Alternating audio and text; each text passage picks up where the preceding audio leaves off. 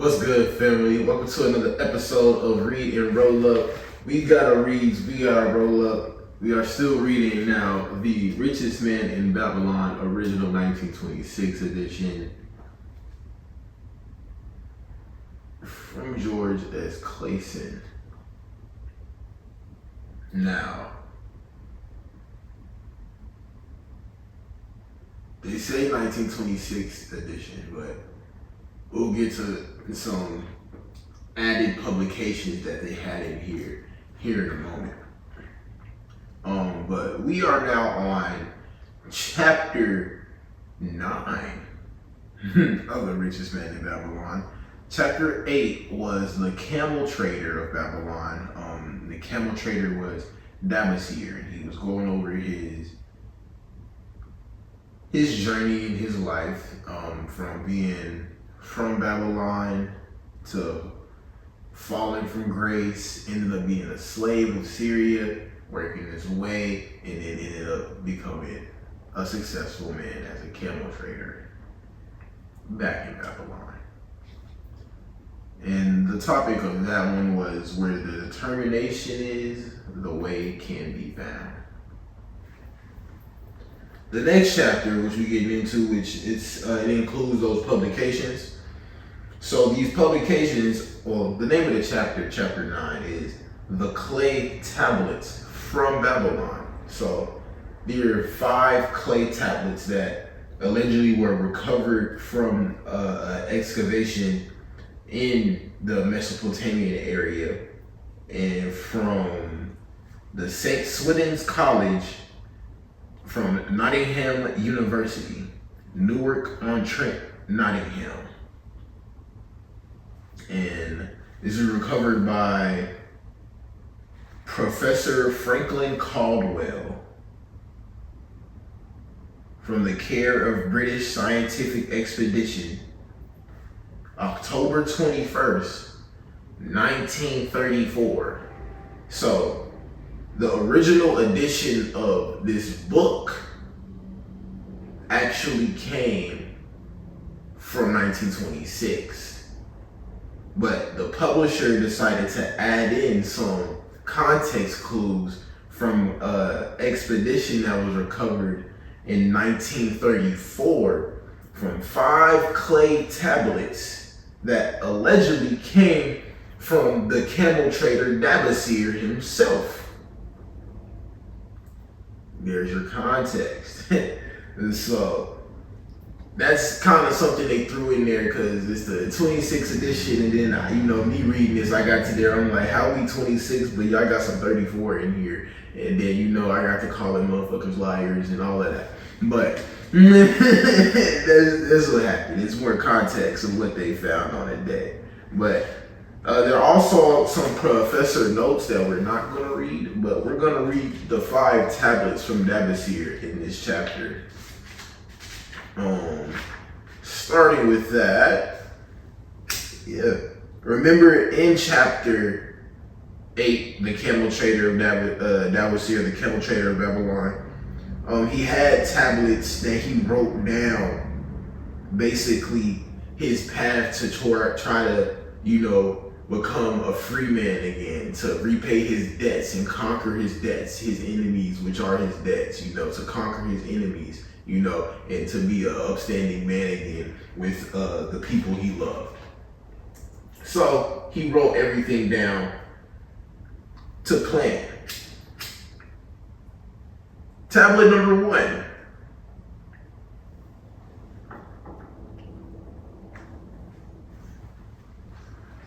Now when the moon becometh full, I, Damasir, who am but recently returned from slavery in Syria, with the determination to pay my many just debts and become a man of means worthy of respect in my native city of Babylon, do here engrave upon the clay a permanent record of my affairs to guide and assist me in carrying through my high desires.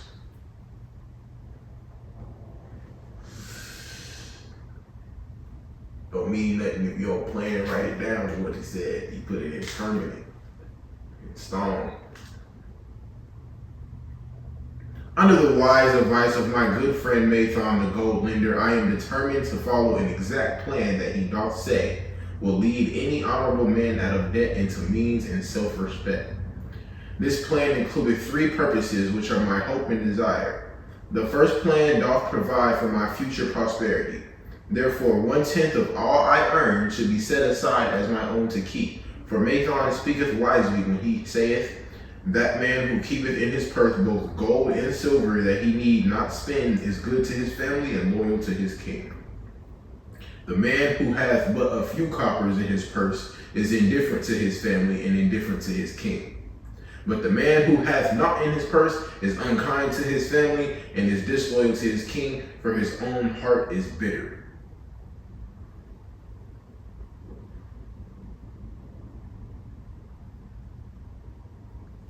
Therefore, the man who wishes to achieve must have coin that he may keep to jingle in his purse, that he have to his heart love for his family and loyalty to his king. Second, the plan doth provide that I shall support and clothe my good wife who hath returned to me with loyalty from the house of her father. For Mathon doth say that to take good care of a faithful wife putteth self-respect into the heart of a man and addeth strength and determination to his purposes.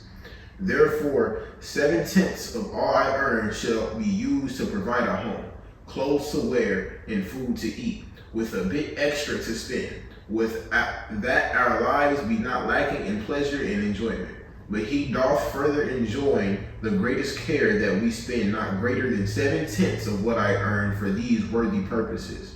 Herein lieth the success of the plan.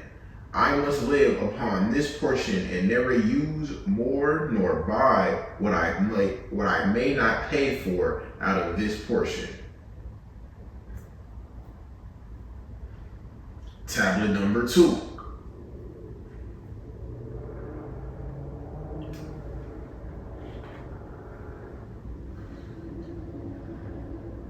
Third, the plan doth provide that out of my earnings, my debts shall be paid.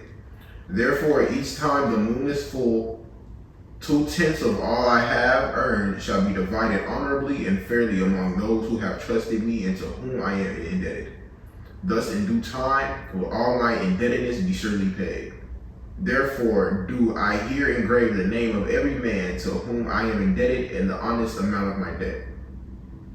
Faru, the cloth weaver, 2 silver, 6 copper. Sinjar, the couch maker, 1 silver. Akmar, my friend, 3 silver, 1 copper. Zankar, my friend, 4 silver, 7 copper. Askamir, my friend, 1 silver, 3 copper. Hadinsir, the jewel maker, 6 silver, 2 copper. Dayarbakir, my father's friend, 4 silver, 1 copper. Alkahad, the house owner, 14 silver. Mathon, the gold lender, 9 silver. Birijit, the farmer, 1 silver, 7 copper. From here on tablet number 2, it could not be deciphered. It was a little disintegrated. Tablet number 3, so he owed a lot more people. Tablet number 3. To these creditors do I owe in total 119 pieces of silver and 141 pieces of copper. Because I did owe these sums and saw no way to repay my folly, I did permit my wife to return to her father and did to leave my native city and seek easy wealth elsewhere, only to find disaster and to see myself sold into the degradation of slavery. Now that Mason doth show me how I can repay my debts in small sums of my earnings, do I realize the great extent of my folly in running away from the results of my extravagances. Therefore, have I visited my creditors and explained to them that I have no resources with which to pay except my ability to earn, and that I intend to apply 2/10 of all I earn upon my indebtedness evenly and honestly. This much can I pay, but no more. Therefore, if they be patient, in time my obligations will be paid in full. Akmar, whom I thought my best friend, reviled me bitterly, and I left him in humiliation. Birijit, the farmer, pleaded that I pay him first, as he did badly need help. Alcohol, the house owner, was indeed disagreeable and insisted that he would make me trouble unless I did soon settle in full with him. All the rest willingly accepted my proposal. Therefore am I more determined than ever to carry through, being convinced that it is easier to pay one's just debt than to avoid them. Even though I cannot meet the needs and demands of a few of my creditors, I will deal impartially with all. Tablet number 4. Again, the moon shines full. I have worked hard with a free mind. My good wife has supported my intentions to pay my creditors. Because of our wise determination, I have earned during the past moon, buying camels of sound wind and good legs for Nevertur, the sum of 19 pieces of silver. This I have divided according to the plan. 1/10 have I set aside to keep as my own. 7/10 have I divided with my good wife to pay for our living. 2/10 have I divided among my creditors as evenly as could be done in coppers. I did not see Akmar, but left it with his wife. Birajek was so pleased he would kiss my hand. Old Alkahad alone was grouchy and said I must pay faster, to which I replied that if I were permitted to be well fed and not worried, that only would enable me to pay faster. All the others thanked me and spoke well of my efforts. Therefore, at the end of one moon, my indebtedness is reduced by almost 4 pieces of silver, and I possess almost 2 pieces of silver besides, upon which no man hath claim. My heart is lighter than it hath been for a long time. Again, the moon shines full. I have worked hard, but with poor success. Few camels have I been able to buy. Only 11 pieces of silver have I earned. Nevertheless, my good wife and I have stood by the plan, even though we have bought no new raiment and eaten little but herbs. Again, I paid ourselves 1/10 of the 11 pieces, while we lived upon 7/10. I was surprised when Akmar committed my payment, even though small. So did Birajik. Alkahad flew into a rage, but when told to give back his portion if he did not wish it, he became reconciled. The others, as before, were content. Again, the moon shines full, and I am greatly rejoiced. I intercepted a fine herd of camels and bought many sound ones. Therefore, my earnings were 42 pieces of silver. This moon, my wife and myself have bought much needed sandals and raiment. Also, we have dined well on meat and fowl. More than 8 pieces of silver we have paid to our creditors. Even Alkahad did not protest. Great is the plan, for it leadeth us out of debt and giveth us wealth, which is ours to keep. 3 times the moon had been full since I had last carved upon this clay. Each time I paid to myself 1/10 of all I earned. Each time my good wife and I have lived upon 7/10, even though at times it was difficult. Each time have I paid to my creditors 2/10. In my purse I now have 21 pieces of silver that are mine. It maketh my head to stand straight upon my shoulders, and maketh me proud to walk among my friends. My wife keepeth well our home, and is becomingly gowned. We are happy to live together. The plan is of untold value. Hath it not made an honorable man of an ex-slave?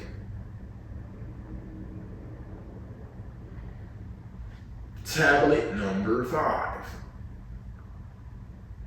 Again, the moon shines full, and I remember that it is long since I carved upon the clay. 12 moons in truth have come and gone. But this day I will not neglect my record, because upon this day I have paid the last of my debts. This is the day upon which my good wife and my thankful self celebrate with great feasting that our determination hath been achieved. Many things occurred upon my final visit to my creditors that I shall long remember.